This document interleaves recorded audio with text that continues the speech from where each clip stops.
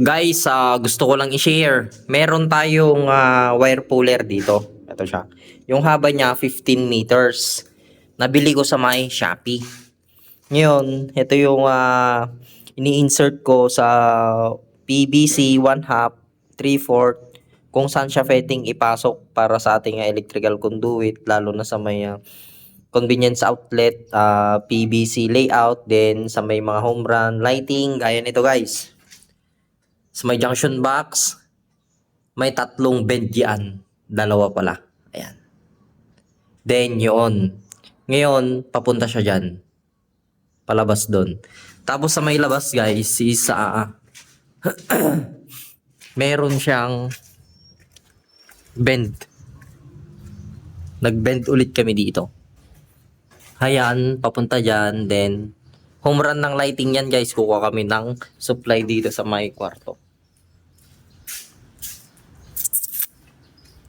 Yan yung kanyang PVC. Ngayon, gagamitan namin siya ng wire puller. Guys, bale itong PVC is nasa kulang-kulang 9 meters yung haba ng PVC na ito. Then, gagamitan natin siya ng wire puller. Nabili ko lang siya may Shopee. Napaka-useful nito guys, wire puller.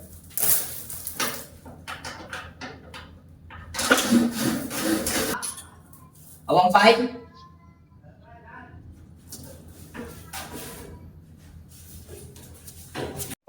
Ito yung sa may pinasok ko kanina guys. Dito tayo maglalagay ng wire, then hihilain papunta dun sa may bodega, sa may pinasukan natin kanina ng wire puller.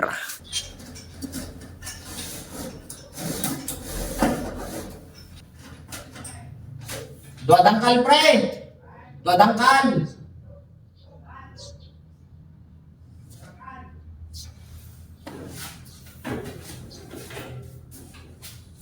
Then guys, yan yung wire na nilagyan namin ng wire puller. Diyan kami kukuha ng home run.